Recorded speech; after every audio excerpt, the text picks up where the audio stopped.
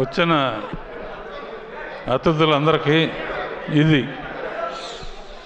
బాబు అందరికీ ఇది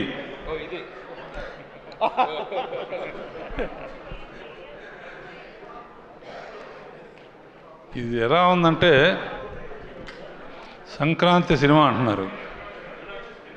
సంక్రాంతి ఎస్తో స్టార్ట్ అవుతుంది. Producer Sahu S, Sushmita S, 2 ఎస్సులు కలిస్తే ఎంత సూపర్ హిట్గా కాకుండా ఏమవుతుంది? అండ్ చిన్నప్పటి నుంచి చూస్తున్నా సుస్మితని. ఇటువంటి పెద్ద హిట్ రావటం అమ్మా నీ బాధ్యత ఇంకా బాగా పెరిగింది. సాహో నీకు కూడా, అండ్ మీ ఫాదర్ని కూడా అడిగా అని చెప్పు. చిరంజీవి గురించి ఏం చెప్తాను నేను? నాకన్నా చిన్నవాడు అయినా బాబాయ్ అని పిలుస్తాను. చిన్నప్పటి నుంచి అల్లు రామలింగ గారు కానీ ఆ రోజుల నుంచి ఒక కుటుంబంగా పెరిగాం. మెయిన్ క్రెడిట్ నాకేంటంటే స్వర్గీయ ఎన్టీ రామారావు గారితో 12 సినిమాలు చేస్తే నేను బాబాయ్తో 14 సినిమాలు చేశాను.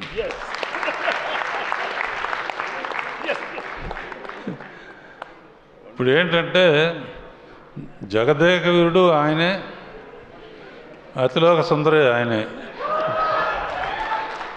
అంటే హీరోయిన్ లేకపోయినా ఆయన ఒట్టి ఫోజులతోనే పర్టికులర్గా సీన్లో అమ్మాయి తిడతా ఉంటే అమ్మాయిని తిట్టి గబక్కం చేంజ్ లోపలికి వచ్చి తిట్టకూడదా అంటే అమ్మాయి అయిపోయాడు. ఇక ఫోజుల సంగతి ఇలా పెట్టినా అలా పెట్టినా, ఇలా పెట్టినా ఇలా పెట్టినా, ఎలా పెడతాడో తెలీదు. అన్ని రకాల ఫోజులు నాకు ఇప్పటికే అర్థం కాదు. అండ్ ఒక విత్తనం నాటితే మర్రి చెట్టు అవుతుంది, యాపిల్ చెట్టు అవుతుంది. నేను ఒక విత్తనం నాటాను వీళ్ళిద్దరి మధ్య. బాబాయ్ అనిల్తో ఓ సినిమా చేయాలి నువ్వు అని ఒక చిన్న విత్తనం నాటాను. యాపిల్ చెట్టు వస్తుంది అనుకున్నాను, కానీ వటవృక్షం అయిపోయి మర్రి చెట్టు అయిపోయింది. మరి ఎంతమంది నీళ్లు పోసారో, అమృతం పోసారో ఏం తెలుసు. అండ్ యూ డిజర్వ్ ఇట్ బాబాయ్. ముఖ్యంగా మా వెంకీ, ఇతని ಏನಪ್ಪ ಏನು ఈ మాదిరి వెంకీ గౌడ్ వెళ్ళింది బందిరి అంటే కన్నడంలో మొదలుపెట్టి నువ్వు కూడా ఎండ్లో జాయిన్ అవటం అనేది సినిమా దుమ్ము దులపటానికి కారణమైంది. అండ్ ఎంటర్టైన్మెంట్ మీ ఇద్దరు కలిసి పోటీ పడి చేశారంటే అంటాం అంటాం. నాకు ఇందాక కారు అనిల్ నీకు ఇచ్చారే. అనిల్ ఏ సినిమాకైనా సరే ఇప్పుడు వరకు నేను అన్ని సినిమాలకి షీల్డ్స్ ఇవ్వడానికో దేనికి వస్తూ ఉంటాను. వాళ్ళు ఊరు వెళ్ళాను, ఇందాక చెప్పాను.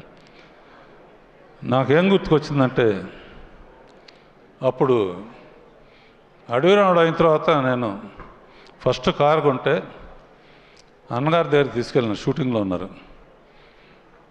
నేను పక్కన కూర్చున్నాను, ఆయన తోలారు. దాంతో నేను ఈ స్థాయికి వచ్చాను. ఇప్పుడు నువ్వు తోలేవు, ఆయన కూర్చున్నారు, ఇంకెక్కడికో ఇద్దరు. అండ్ ఒకటే చెప్తున్నాను బాబాయ్, నువ్వు ఎవరైనా ఏజ్ అసలు నీకు ఏజ్ లేదు అసలు.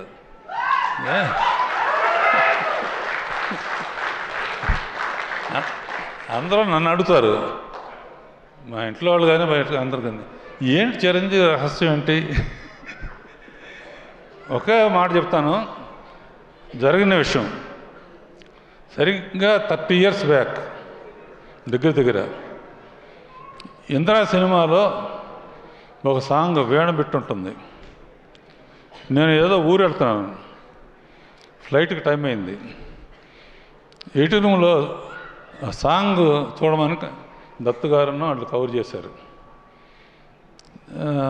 టైం లేదంటే ఆ ఒక్క సాంగ్ చూసేవాళ్ళు. ఆ ఒక్క సాంగ్ చూశాను. ఫ్లైట్ కానీ లేకపోతే తిన్నగా ఇంటికి వెళ్ళిపోయామండి.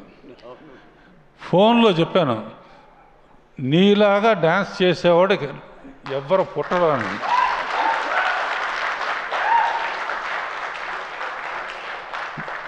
సేమ్ వేణుబెట్టు చాలామంది చేశారు, చాలామంది ట్రై చేశారు.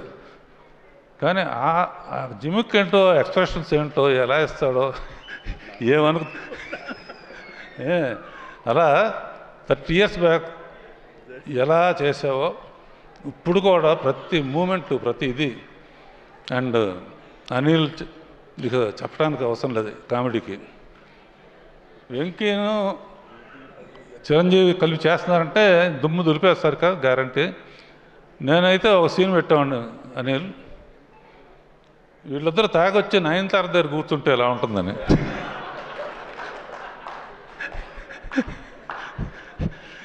సరే, జరిగింది జరిగిపోయింది. సంక్రాంతికి నిజంగా యాక్చువల్గా ఏంటంటే సంక్రాంతి టైంకి ఇండస్ట్రీ చాలా డల్గా ఉంది. డల్గా ఉన్నప్పుడు ఇండస్ట్రీ గబుక్కున హనుమంతుడు అందరూ దెబ్బతిని కినబడిపోతే అనిల్ సైగ చేశాడు. చిరంజీవి వెళ్ళి సంజీవిని తీసుకొచ్చి మొత్తం ఇండస్ట్రీని బతికించాడు.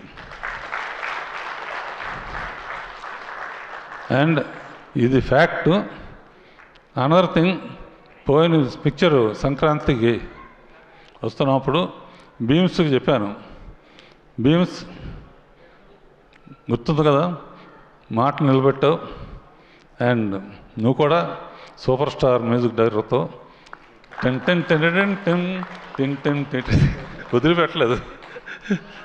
Okay, all the best Saaho and everybody. బాబాయ్, వెంకీ. థ్యాంక్. కారు జాగ్రత్త.